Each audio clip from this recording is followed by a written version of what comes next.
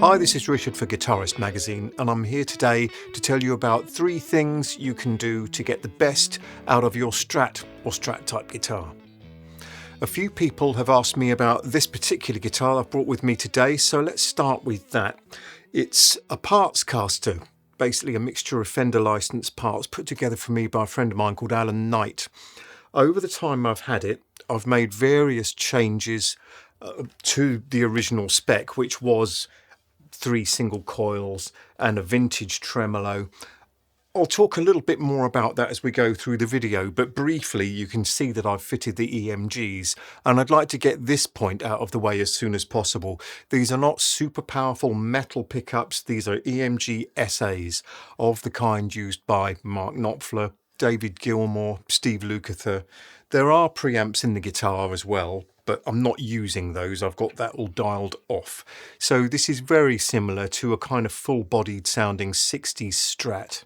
Apart from the pickups, the only other major deviation from vintage spec really is that this is a 10-inch radius. Mind you, as I'm going to go through, the radius, it's not necessarily a deal breaker. I think that the vintage radius works really well too. I have another Strat, not identical to this, but set up very similarly. This is a working guitar. That's why it has the spec it has. I need it to be reliable. I need it to stay in tune. I've got a Japanese reissue that I've customized in a very similar way, and that's the vintage radius, and I'm very comfortable playing that too. I'm plugged into the studio's Vox AC15, the hand-wired version, and I've set up a fairly grimy tone actually, and I thought it might be nice to just calibrate our ears by going through the pickup selections. So let's start with the bridge and I'll just go up through the 5 positions.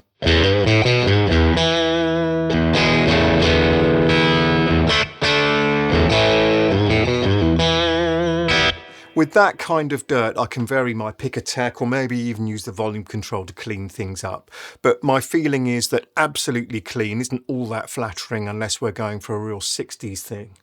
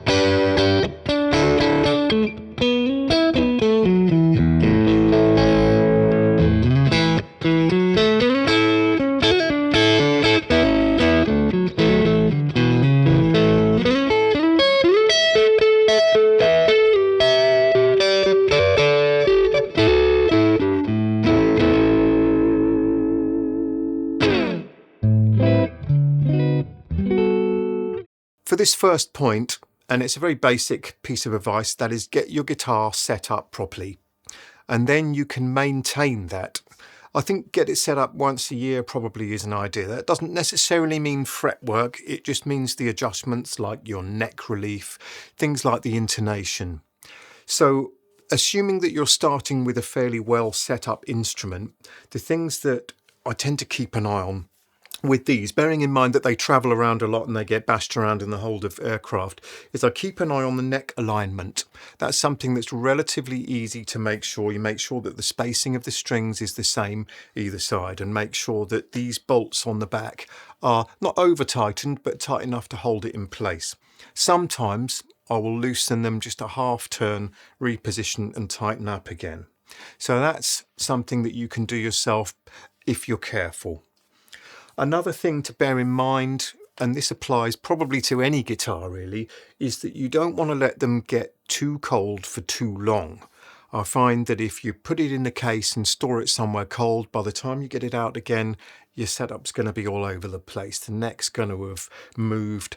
I think it probably takes about 3 or 4 days for the thing to return to normal. So obviously, when traveling, you can't avoid some temperature changes, but they're being played all the time then. And so that minimizes the amount of problems. I think that keeping the guitar out of the case with a flow of reasonably warm air around it is a good way of keeping it in pretty good shape. I've found this with my own guitars and a couple of bass guitars that I've got. It works much better. In fact, I can pick them up off my rack and they're usually in tune.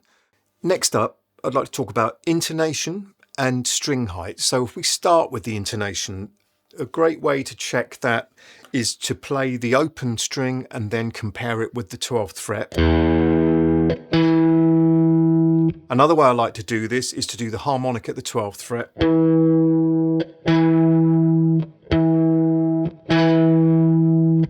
So that's quite a good way of checking. You obviously go across all the strings and check that. Now, when you find a problem, the way that this works is these 6 adjustable saddles on here can go forward or back. Forward being towards the neck, back being away from you.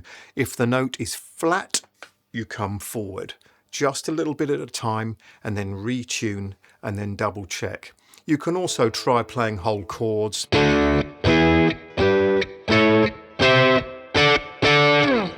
Sometimes single coil pickups will pull the string a little bit at the top, but we're going to get into that later on. So on to string height. This depends very much on the kind of playing that you want to do. So if you want to play Alan Holdsworth type legato, hammer-ons, pull-offs, then a lower action and a lighter string is going to work better for you. But if you want to switch from that straight to doing a really tough kind of Who style Townsend rhythm part, then that's not going to work so well. Things are going to start sounding a bit pingy and weak. So I think that we'll work on the premise, the assumption that we're going to use a standard gauge set at a reasonable height. So let's say 10 to 46, or if you're looking for a uniform feel between your Strat and your Les Paul guitars, I use a 10 on the top of a Gibson guitar or Gibson scale length, and I found these Ernie Ball sets which are 9.5 to 46. I think they're called turbo slinky. 9.5, 12, 16, 26, 36, 46 as it goes down, and that gives me a really good compromise. I can bend, and as you can hear, without the amp on there, you can hear that there's a certain amount of rattle if I really whack it, but not too much. It's a balance, and it affects the tone when you are plugged in a lot.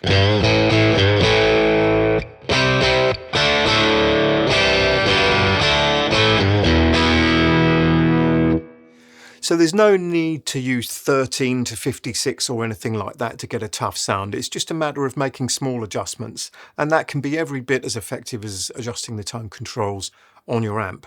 So I think that with those tips you can optimize the tone that you're getting out of the instrument.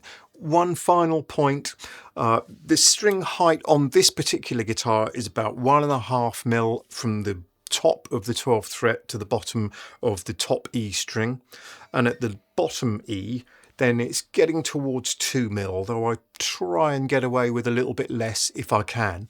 I'll start with those measurements and I'll see if I can go a little bit down from there without it sounding pingy or choky.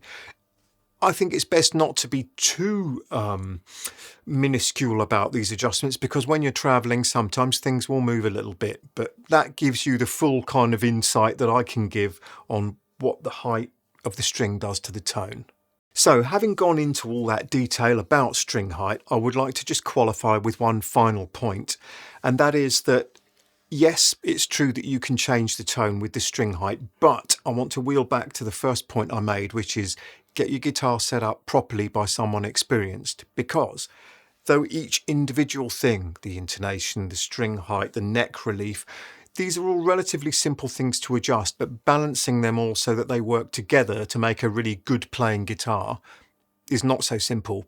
So I'll give you that bit of advice about tone, but then say, get your guitar set up. Right, we're ready to move on to number 2. All right, time to talk about this thing here. Vibrato, tremolo, whammy.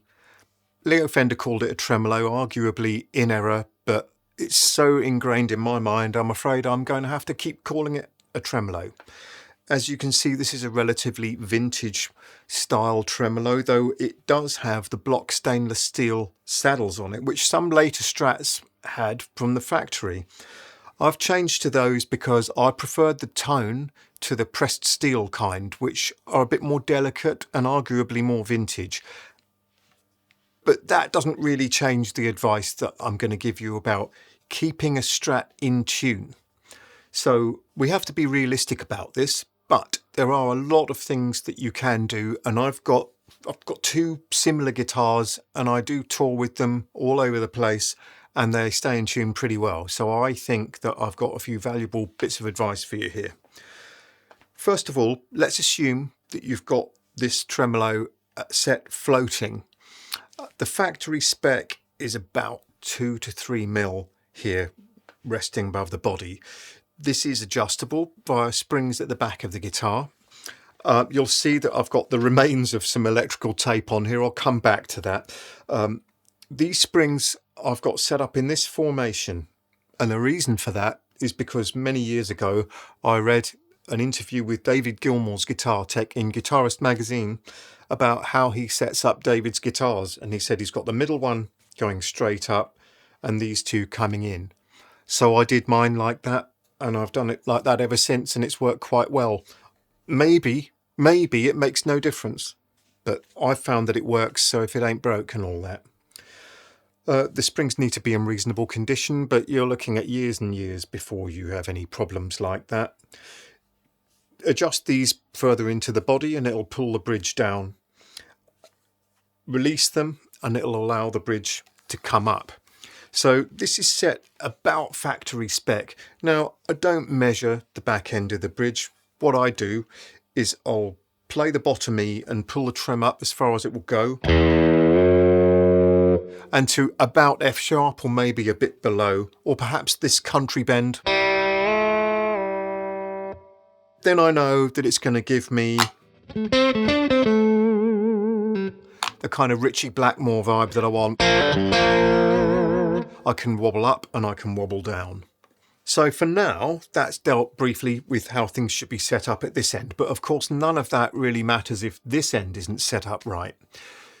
Job number 1 is make sure that the nut is cut properly. That's a job for a luthier. Also, what you can do is there are various products available, but you can just use pencil, graphite, Vaseline. I've got some Dunlop stuff. Put it in the nut slots each time you restring, which should be done regularly. And they should be fitted properly on here, no more than 2 or 3 wraps around each post. Now, there are a couple more things on top of that. You'll see this has a retainer there. Some of the 70 Strats have 2 retainers on.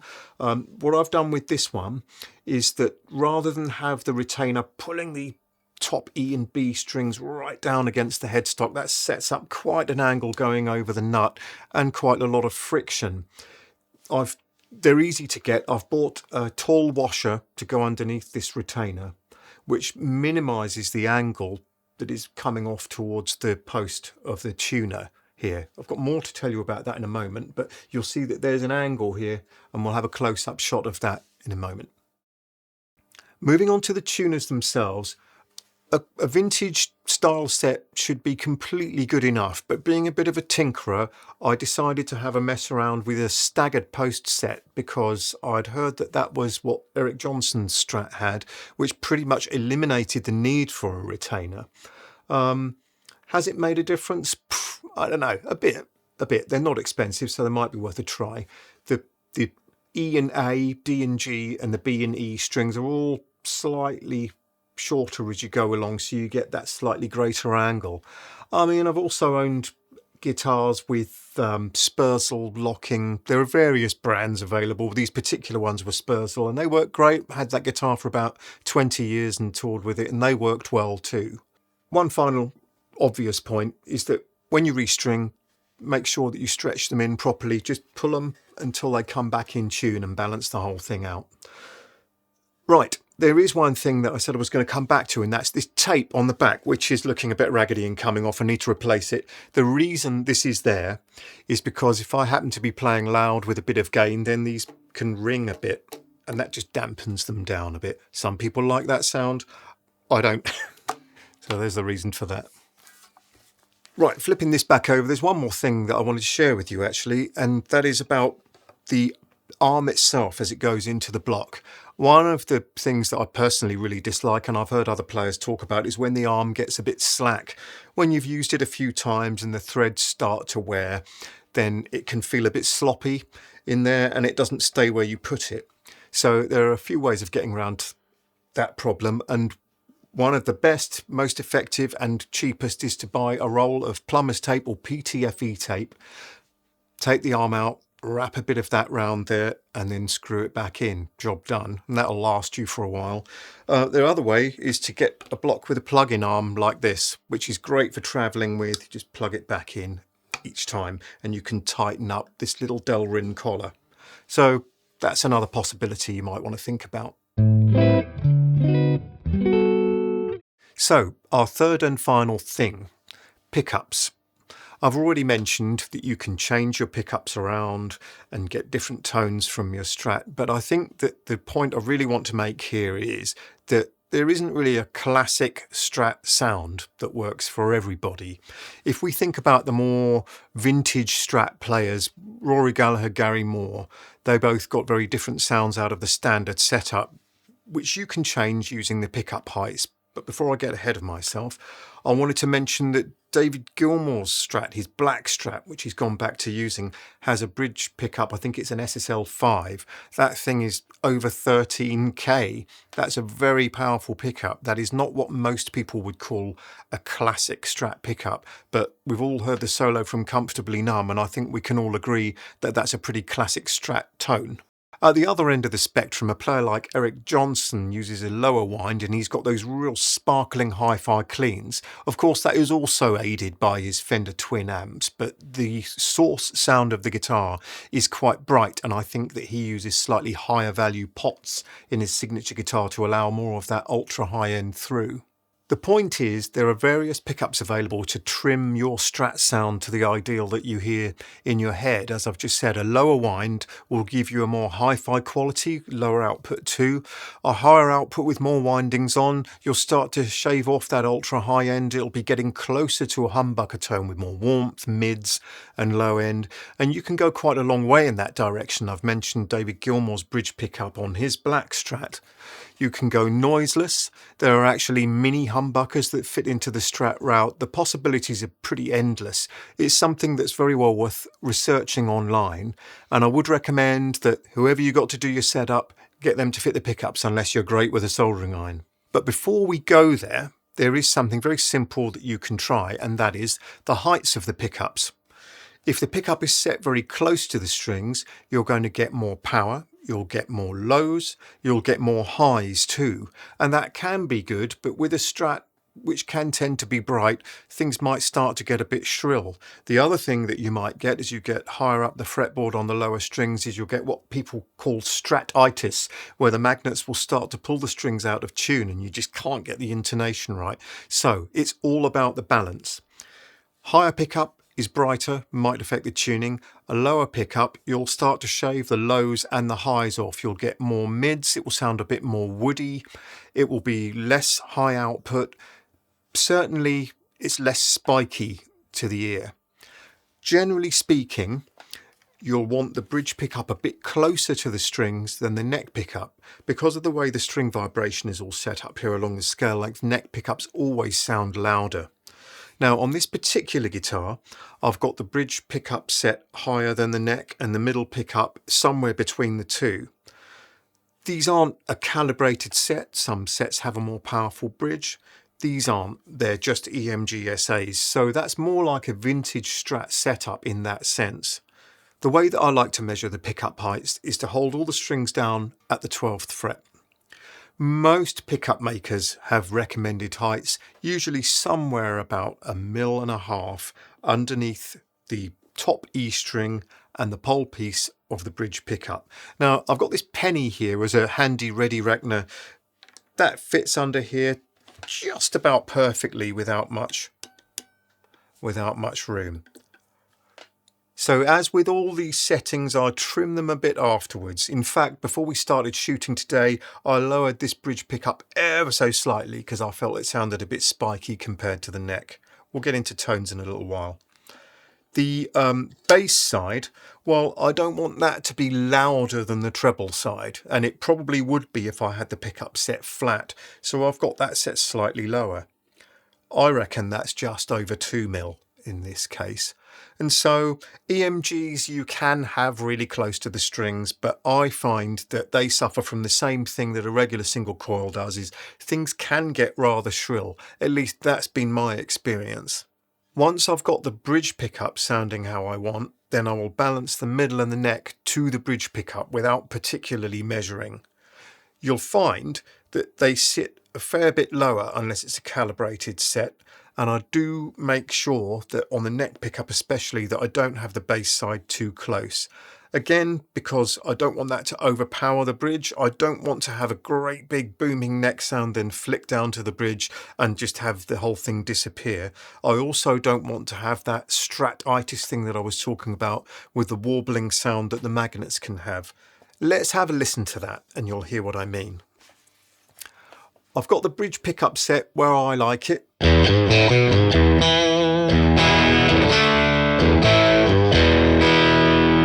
Now, let's hear the neck.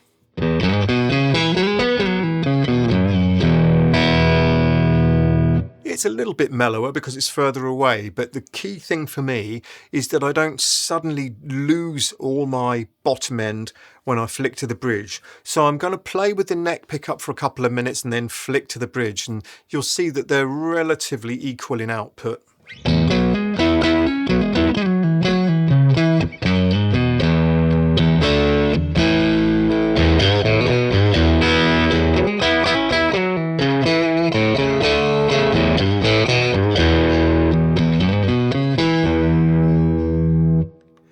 We are going to hear some different frequencies. The neck pickup will be slightly more boomy, and in some situations or some rooms you may hear a bit more low frequency, but essentially I've trimmed the output to be as equal as I can make it, and that's quite a difference. So there we go. I realise that some of these tips may be obvious to you. Apologies if that's the case, but on the other hand, there's what I've found quite a lot of useful info for making sure that I can keep my Strats in shape between setups. If you like this video, please do hit like and subscribe, and I'll see you next time.